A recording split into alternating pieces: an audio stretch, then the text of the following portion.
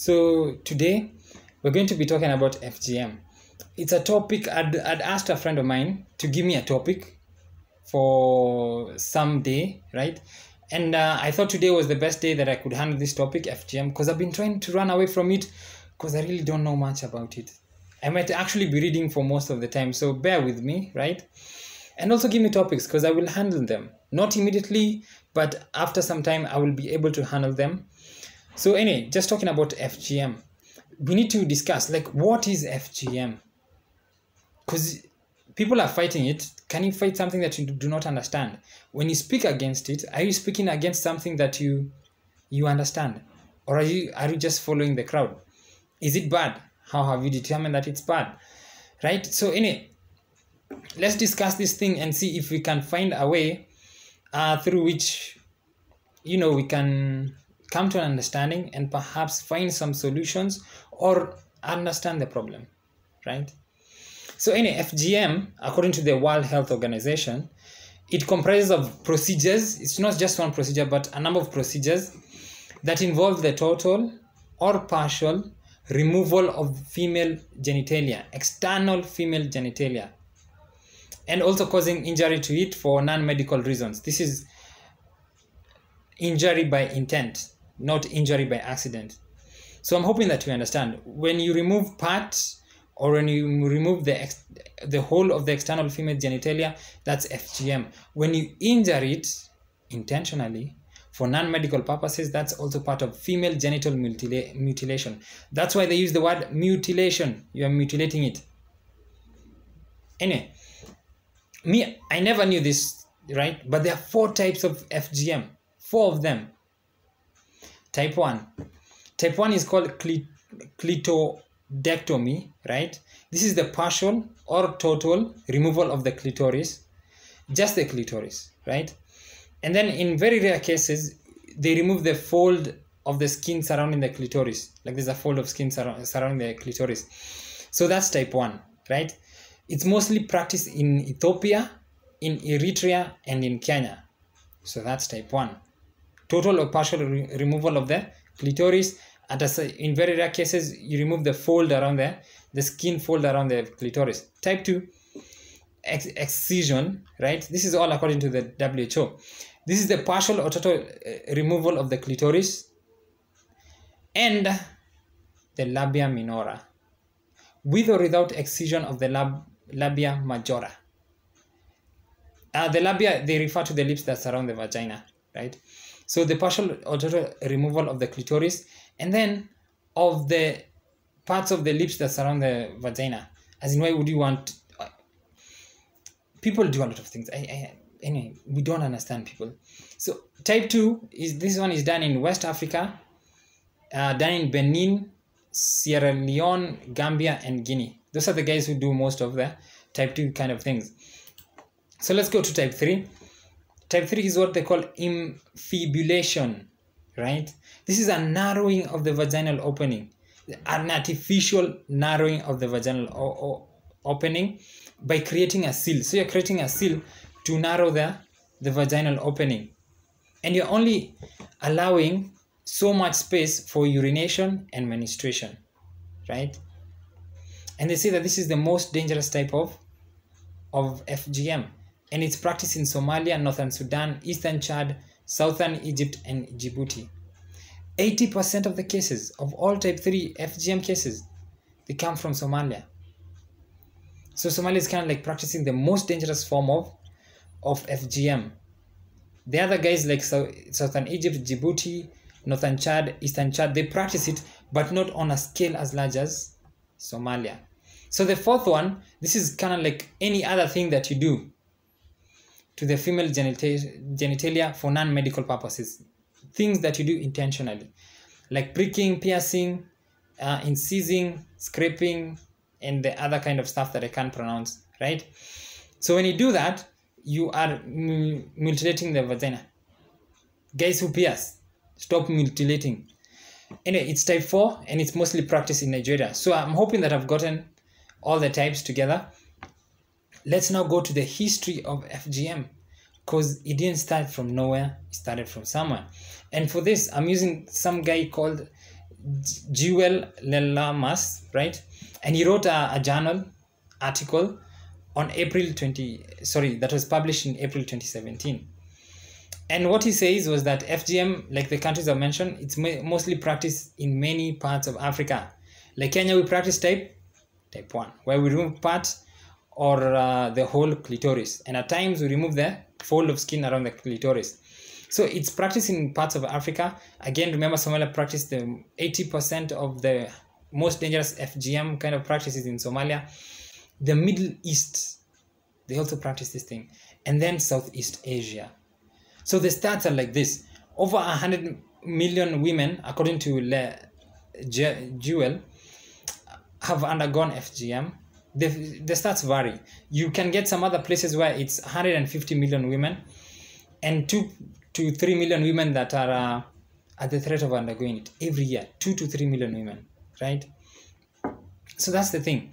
And then, so those are the stats. Like we know where they're practiced. We kind of like have the figures of the practice. Now let's go to the origin of FGM.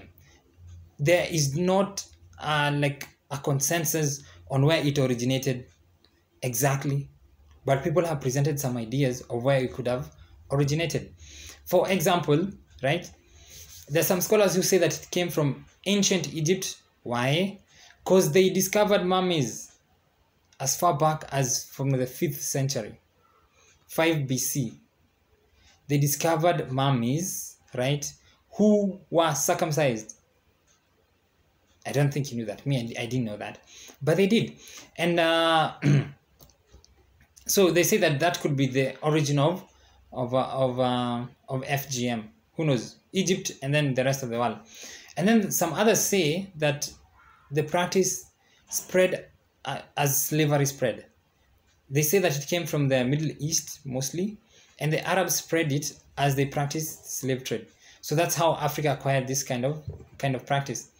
Another one is that it extended from the shore, extending from the western shore of the Red Sea to the southern, western, and then African regions. Again, from the Middle East to Africa via Arab slave traders or Arab traders. Mostly they say slave traders. There's a reason why. The practice was also implemented on female slaves in ancient Rome.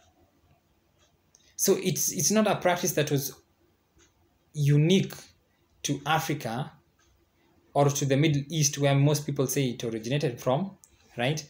Or even if you take Egypt, it's not unique to Egypt. It also was in Europe, and not just today or in recent times, but back in the day, in ancient Rome. We'll go over that some after some time. So it's practiced in 28 African countries, parts of the Middle East, pockets of some communities in Australia and the Far East. And then immigration, like when people immigrate to Europe and America, they actually bring their practices there, including FGM. And it's a big deal in America right now because people are trying to fight like FGM. I think it's in Minnesota, where there is a large Somali population, and FGM is kind of like practice on a scale that is making other Americans uncomfortable with what is happening over there. And there's a reason why it went there, because we'll show that. Now let's come to the reasons for FGM. So the reasons for FGM. Again, I'll use Jewel Lelmas, April 2017. So this is what he says, right? That one of the reasons why people practice FGM is so that the woman can be marriageable, right? They want her to be marriageable because after the people are always looking out for their daughters. They always want their daughter to be with somebody, right? To be able to marry. I'm sure women at a certain age, they're always disturbed. Why haven't you married by now? So, and they always try to present the women, don't do this, be good, as just grading their women in some way so that they can be married. And this is one of the grades that they put up. FGM, such that they feel that men, especially where these communities they are practiced, like in Marsabit, it's 91%, that men would not accept women unless they have undergone FGM. So that's one of the problems. And that's why parents feel that their daughter has to undergo them. Some of them feel that way. And that's why some of them feel that, the daughters actually themselves feel that they have to undergo FGM because they want to be married and their parents want them to marry, right? So it's a dangerous mindset. One of the reasons why they do that is because people believe that FGM helps to increase virtue. It helps to ensure that women remain virgins, right? To purity and then sexual restraint, so that to restrain the woman sexually. I'll speak about that as we go, because it's not good. So anyway, like in Egyptian societies, what they do is that the women only women of certain classes underwent FGM, according to what Joel is saying. And those who underwent it were somehow trying to show their allegiance to wealthy polygamous men. So what I'm guessing is that the women, they would be married off to polygamous wealthy men, and then they would undergo FGM to show their loyalty to those men, right? So it was kind of like a class system over there. And then when it comes to in other areas, so we say that FGM is there to promote, let's say, purity, to promote virginity, to ensure that the women are virgins. That's one of the arguments for FGM, right? And here's a funny thing. Another argument for FGM, like the Rendile community, let me just use the community. The Rendile, they allow for premarital sexual intercourse, right? So it's not really a matter of encouraging purity, because even before you are, committed to a person, you can actually have sex. So it's not really about sexual morality according to the Rendile, right? More so for them, it's about a rite of passage. Like when you pass from this stage to another, now you're a woman, according to the Rendile, right? So again, the reasons for FGM, they vary. They're not really constant. Like when it comes to male circumcision, you can say that it's because of the Bible Christianity. That's usually constant along the Abrahamic, the communities that follow the Abrahamic religions. That's usually standard. When it comes to, like, you can actually say that it promotes health. It's a standard kind. The reasons are standard, but FGM, the reasons are not standard. And when you analyze things and when reasons are not standard, they keep shifting, it's a sign of a false ideology. But anyway, that is a digression. Let me just continue with this one. So yeah, again, to encourage marriageability, right? We've already said that. For Egyptian society, it was to show allegiance to the person you're married to. For the Rendile, it's now you've become a woman.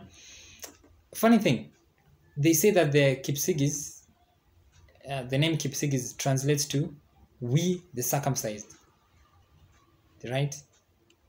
We the circumcised. I never knew that, but that's what I am reading from this one. So you can imagine when a woman is not circumcised, and the name of the tribe, sub-tribe, means "we the circumcised."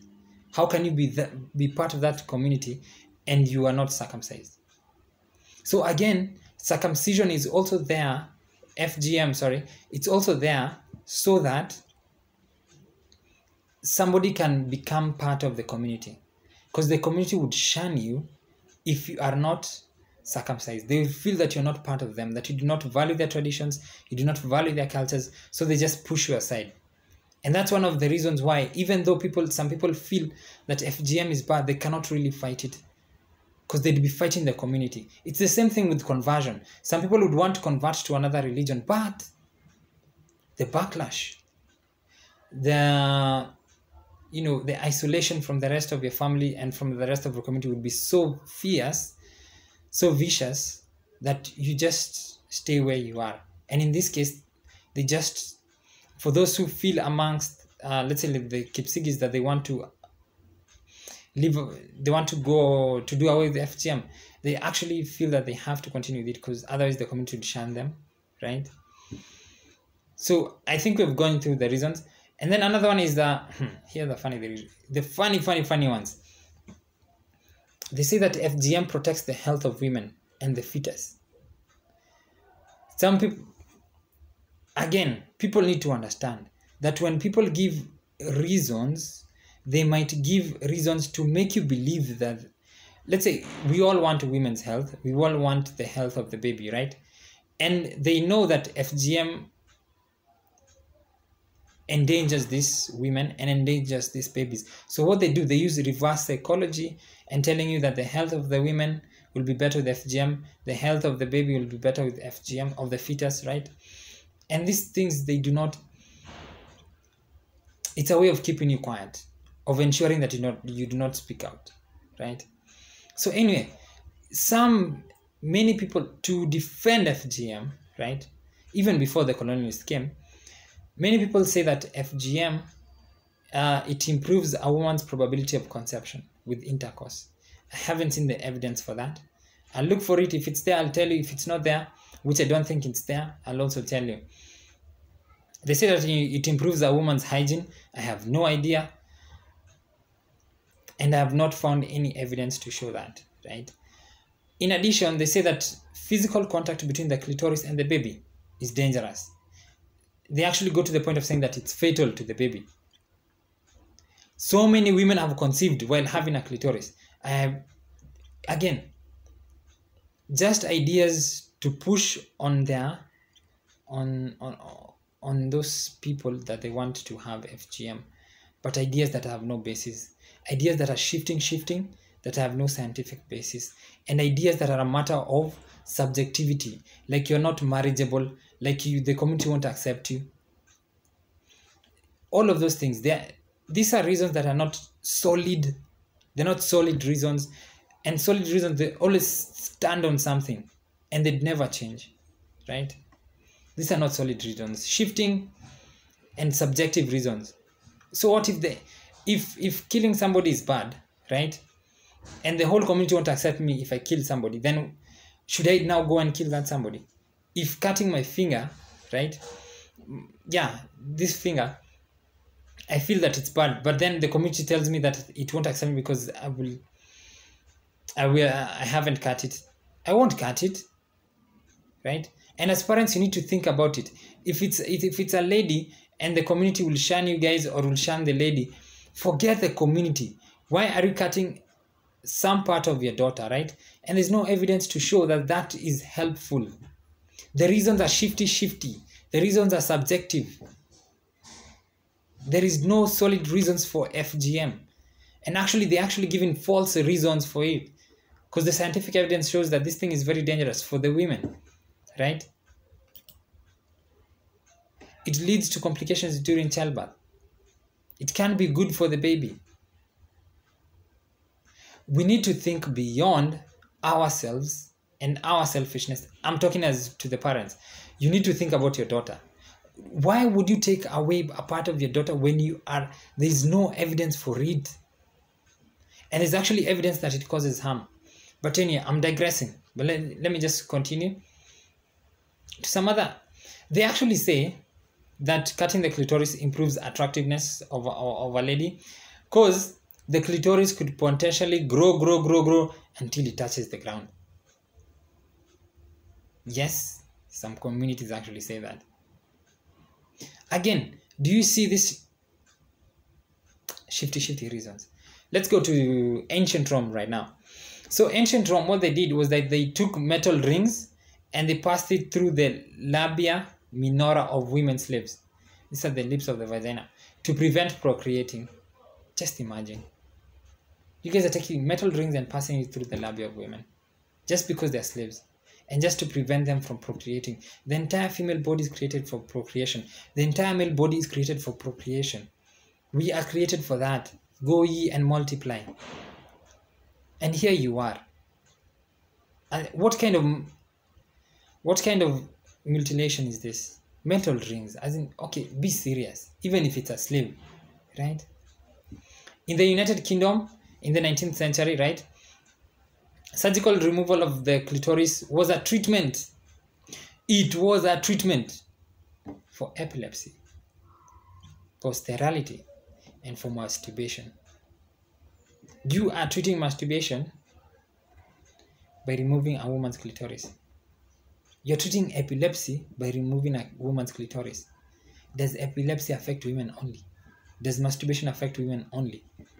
They actually remove the clitoris, right, to treat sterility. Okay, sterility mostly affects women, right? But I think it's around 45% men or 48% men. I'm not sure. But it affects men as well. So what's the remedy? What are you going to remove when it comes to the men? So how did this kind of treatment come about in the United Kingdom? There's somebody called Isaac Baker Brown in the 1860s. So he founded let's say like a clinic, a hospital, surgical home for women. And he noted that female epileptics tended to masturbate. And from his observation, he somehow decided that masturbation leads to hysteria, epilepsy, and then idiocy, and then death. Actually say that. Masturbation leads to hysteria, it leads to epilepsy, it leads to idiocy, and then death. That's Isaac Baker. And so he decided the way to end this masturbation, which leads to hysteria, epilepsy, and then idiocy, and then death, is to remove the clitoris. Clitodectomy. So that's what he did. And he said that it's a path that the intention was to remove feminine weakness. Feminine weakness. That was his intention. So that it can prevent masturbation, which leads to hysteria, epilepsy, idiocy, and death. Anyway, it was practiced in Britain, Canada, and the USA in the 1800s. So they actually it's in ancient Rome it was there. Back in the 1800s it was there. In Britain, Canada, and America, right? We've had it since the slave trade. The Egyptians have had it since the 5th century BC. Why is it that only the Africans, parts of the Middle East, the Middle East and Asia are persisting with this practice? Why aren't the Americans and the Britons persisting with this practice and the Europeans? It's only the Africans. What's up with the Africans? Anyway, just continuing. So the guys who gave reasons, there's somebody called Dr. Asenov Mogose, and he did a research and he like statistics, right, on FGM and reasons why people practice it. Again, we've given the reasons. These are just other reasons, or let's say just percentages. It's another scholar who did his research. So in Senegal, 31.7% quote Islam as the reason for FGM. 25.7% quote traditional practices. 32.1% say they want the women to be virgins. In Sierra Leone, 85.6% quote tradition. 17% quote religion. 3.7% say chastity. 3.3% say hygiene. In Egypt, 56% say it's a normal practice. It's tradition. Let's continue with it. In 32% of Egyptians say that it promotes cleanliness, and that's why they practice it. Really, 14% of those who support FGM quote religion in Egypt, and 14% of them also quote that it's a man's wish. Again, you remember that point of marriageability, where men would not accept women. Anyway, so I'm hoping that I've given like many reasons, so that I haven't. There's so many reasons. Again, they are shifty, they are subjective, they have no solid footing, right? And some of them are just lies. And that's the problem with promoting something that does not make sense or does not work. You just continue lying until the end, right? Because you develop one let's say subjective thought, it does not hold water, so you move to another one, you move to another, and you continue moving and you continue jumping. At the end of the day, you have so many reasons that even putting them together is hard. I'll just give 2 more reasons why people say that they support this thing. They say that they want to control and prevent the waywardness of girls. They want to control women and to prevent them from being wayward. Whatever happened to just talking to somebody? Whatever happened to good parenting? Whatever happened to allowing somebody to find their way and then find their way back, right? You have to physically assault them. Anyway, to make women faithful wives, one of the best ways of making a woman a faithful wife is just to find somebody who loves you. That's the best way. That's the surest way. Do not interfere with their genitalia. Because then women are not cows. They're not dogs. They're actually human beings. They need love. They need affection. Talk to them, right? And they will talk to you also. You guys will fall in love. You guys will be married. And all of those things, right? Dogs are neutered so that to prevent them from misbehaving. A woman is not a dog. Do not neuter her. Why is FGM bad? Why? Because it interferes with the right to choose. According to the UNICEF, right, 2016, FGM for girls up to 14 years, right, because they conduct FGM on girls as young as 7 years. Wait, yeah, as young as 7 years. It's just a sad thing. Anyway, for those who are under 18, in Gambia it's 56% of the age group. In Mauritania it's 54%, and in Indonesia it's 49%. These are women who undergo FGM, also called female circumcision, before they are 14 years. I don't want to call it circumcision because this is actually, circumcision does not interfere with the sexual organ of the male, and then it does not take away something from the male like sexual pleasure, right? This actually takes away. So it's reducing the female body without a viable reason, without a genuine reason for doing so. So that's why I don't want to call it circumcision, although so many people, we've called it so many times that it still takes some time to get out of the head. So anyway, just after digressing a bit, so these people are young, and you're taking away something from them that they will never get back, right? They have a right to choose. There's no medical reason for this thing. They have a right to choose. Let them reach a certain age and let them decide for themselves whether they want to take it away or whether they don't want to take it away. Whether they'll feel shame that the community does not want them to undergo FGM, or whether they'll live with that shame, right? So I don't like the right to choose. Freedom. And that's why the Europeans and the Americans have let go of this practice, because they believe in the idea of freedom. Subhuman treatment. Again, FGM was practiced in Rome among slaves to prevent them from procreating.